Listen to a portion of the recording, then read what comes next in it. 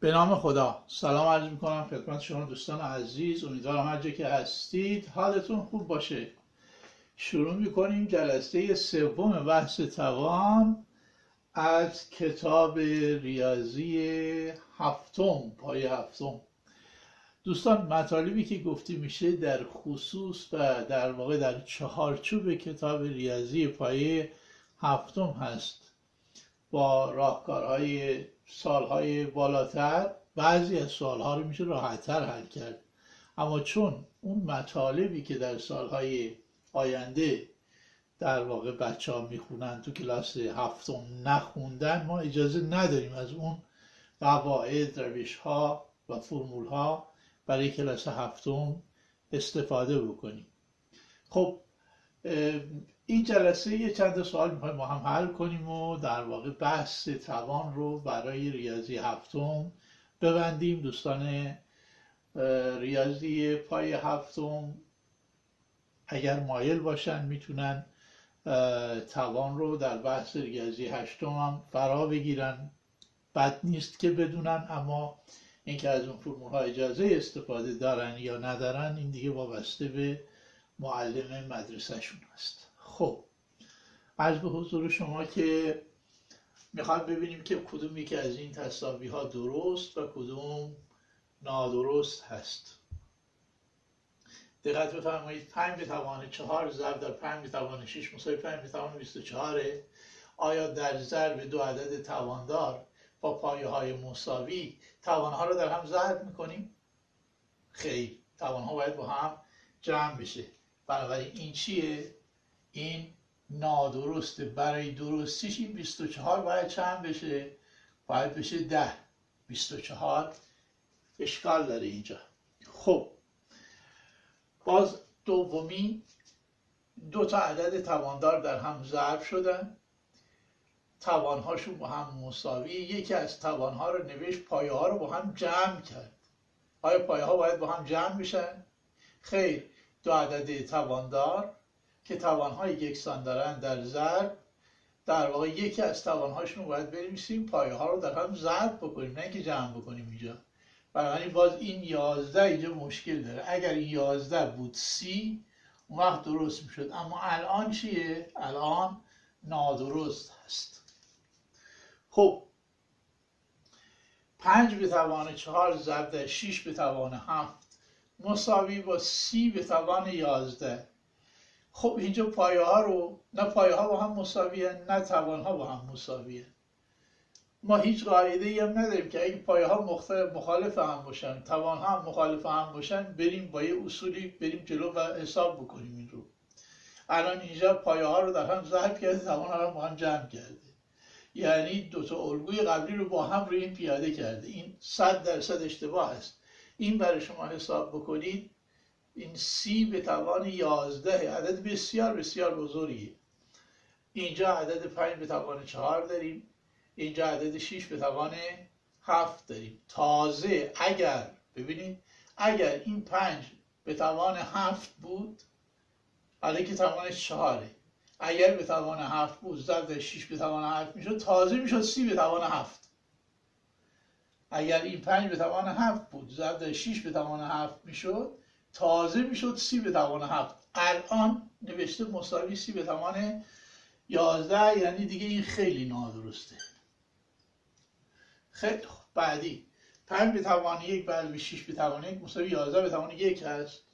خب این که میشه 5 میشه 6، 5 و 6 هم میشه 11. درسته، این اشکالی نداره و درست است. خب 5 به توان 2 + 6 به توان 2 میشه 11 به توان 2. خب دوستان 5 به توان 2 میشه چند؟ این میشه 25. 6 به توان 2 هم که میشه 36. جمع 25 و 36 میشه چند؟ میشه 61. در حالی که 11 به توان 2 121 هست و این چیه؟ این نادرست هست. خب قسمت ششم، منفی 3 به توان 5 ضرب در 7 به توان 5 مساوی منفی 21 به توان 5. خب اینها توان یکسان دارن، یکی از توانها رو نوشت، پایه ها رو در هم ضرب کرد، 7 و منفی 3 ضربشون میشه منفی 21 و درسته. مشکلی نداره، بنابراین این درست خواهد.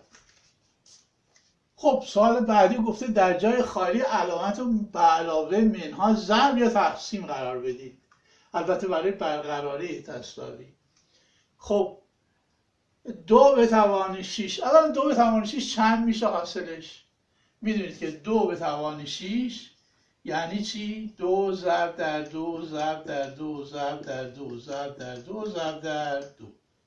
خب این 3 تا 2 که در هم ضرب بشه میشه 8، این 3 تا 2 هم در هم ضرب بشه میشه چی؟ 8، یعنی میشه 64. بنابراین 2⁻6 حاصلش چنده؟ حاصل این 64. حالا 64 تحت چه عملی با 8 به شما 8 رو میده؟ خب باید علاوه 8 بشه 8، منهای 8 بشه 8، ضرب در 8 بشه 8، یا تقسیم بر 8 بشه 8. بله باید تقسیم بر 8 بشه تا بشه چی؟ 8. خب این از اولی. برای دومی، اولا هر عدد ناصف به توان صفر میشه 1، اینو داشته باشید. پس حاصل این یه تیکه چنده؟ 1. خب این 9 به توان 1 هم که خب 9. حالا 9 رو ضرب در 1 بکنید میشه 9، منهای 1 بکنید میشه 8 اتفاقا، به علاوه 1 بکنید میشه 10، نمیشه تقسیم بر 1 بکنید میشه باز 9. بنابراین باید فقط منهای 1 بکنید تا بشه چند؟ بشه 8. خب باز بعدی 5 به توان 2 25، این 25، 6 به توان 2 هم چنده؟ 36. خب 25 رو باید چیکار بکنیم؟ اینجا با 36 جمع کنیم، کم کنیم، ضرب کنیم. بله جمع باید بکنیم. 25 و 36 جمع میشه چند؟ 61. خب برای بعدی 2 به توان 5 دوستان چند میشه؟ 32 میشه. حساب بکنید 2 به توان 5 میشه 2 در 2 در 2 در 2 در 2. این 3 تا 2 در هم ضرب بشه میشه 8، اونم که میشه 4.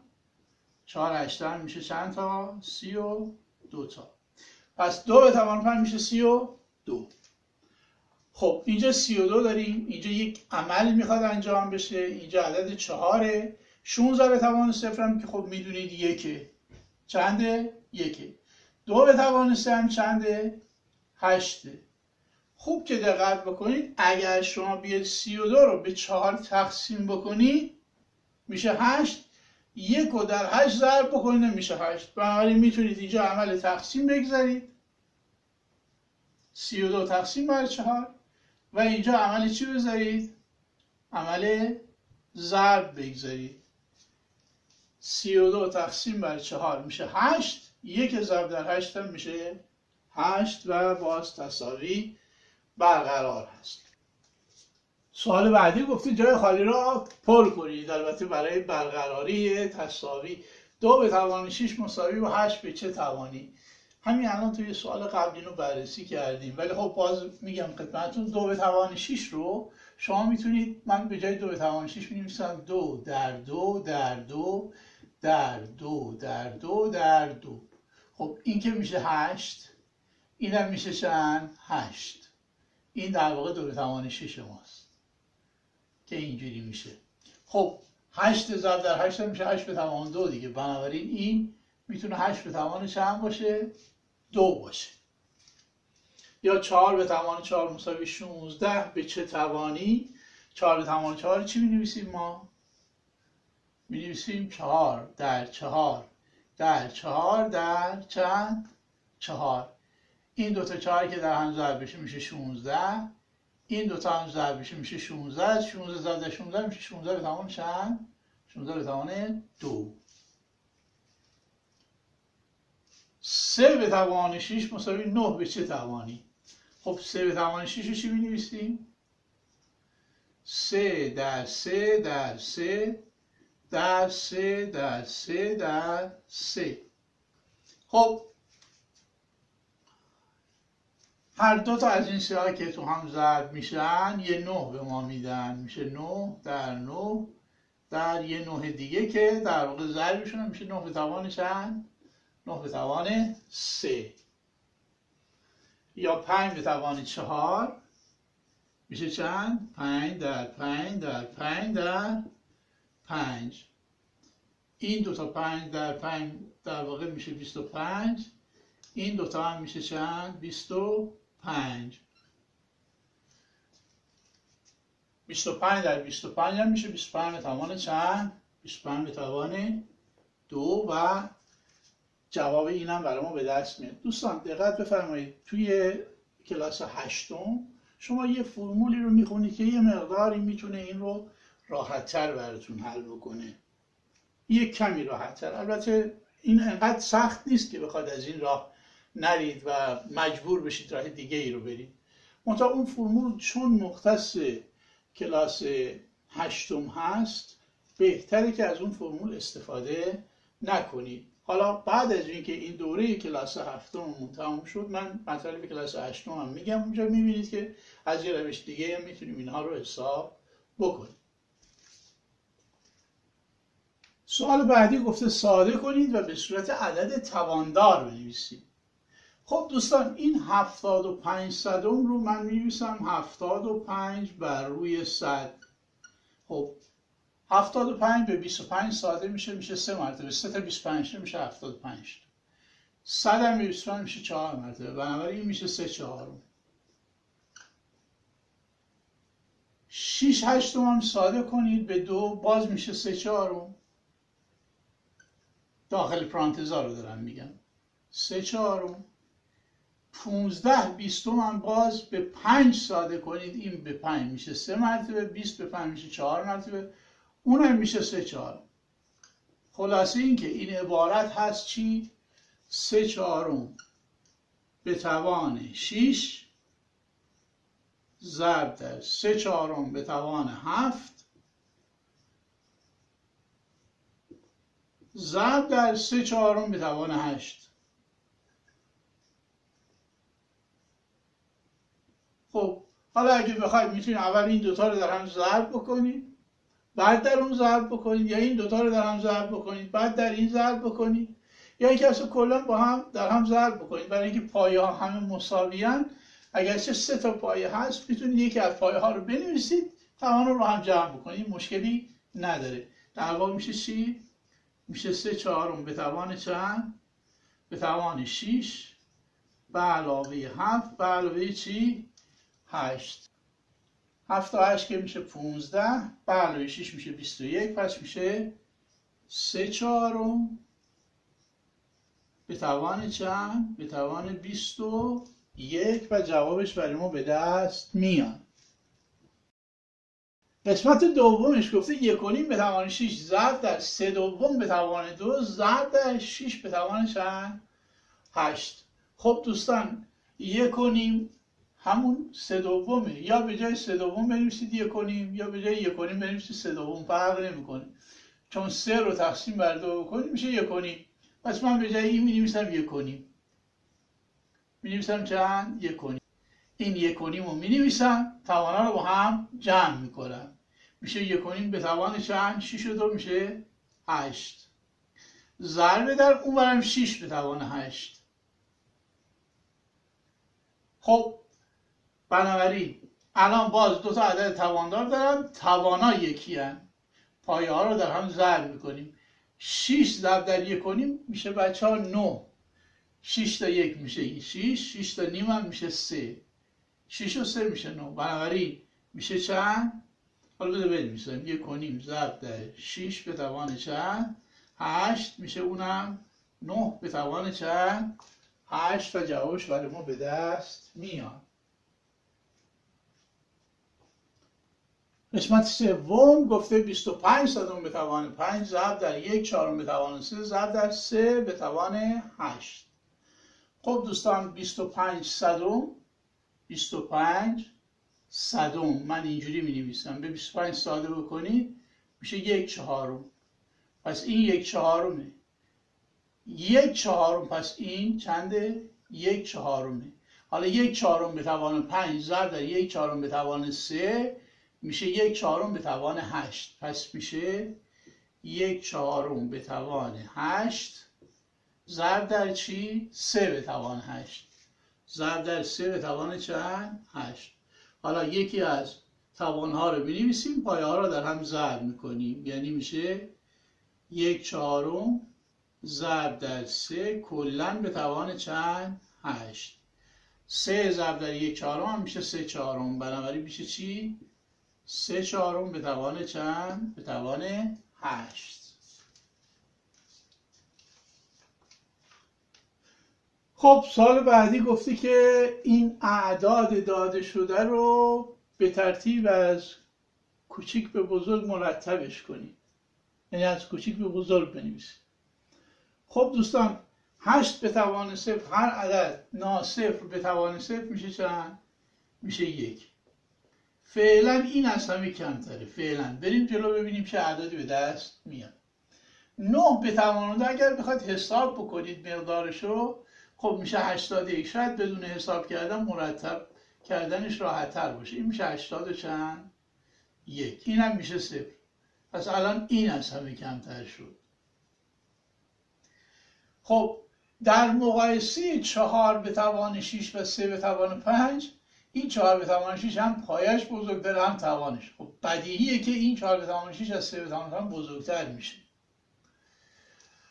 و ضمناً این 9 به توان 2 که 81 شده در واقع میشه 3 ضرب در 3 ضرب در 3 ضرب در 3، چون خود 9 هست 3 ضرب در 3 به توان 2 یعنی چی؟ یعنی 3 ضرب در 3 ضرب در 3 ضرب در 3. این میشه 9 به توان 2 شما. خب اینو اگر مقایسه بکنید این در واقع میشه 3 به توان 4. پس این 3 به توان 4 از این 3 به توان 5 کوچیک‌تره.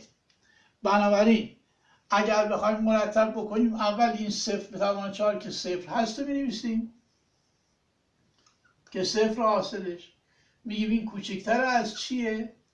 از 8 به توان 0 که 1. این کوچکتر از چیه؟ بعدی کدومه دوستان؟ 4 که 4 به قوه 6 گفتیم از این بزرگتره. حتی این هم الان دیدیم از این یکی بزرگتره. پس بعدی میشه 9 به توان 2، بعدی میشه 3 به توان 5 و بعدی میشه 4 به توان چند؟ 4 به توان 6 و به این ترتیب مرتب میشه برای ما. خب دوستان خسته نباشید. امیدوارم که این ویدیو مورد توجهتون قرار گرفته باشه. بحث توانها در محدوده ریاضی 7 به پایان رسید. اگر احیانا سوالی داشتید میتونید کامنت بگذارید، بپرسید. از طریق فیسبوک حتی میتونید سوالاتون رو از بنده بپرسید. من در خدمتتون هستم. امیدوارم که موفق و پیروز باشید. تا جلسه دیگر همه شما دوستان عزیز رو به خدای بزرگ میسپارم. خدا یار و نگهدار همتون باشه.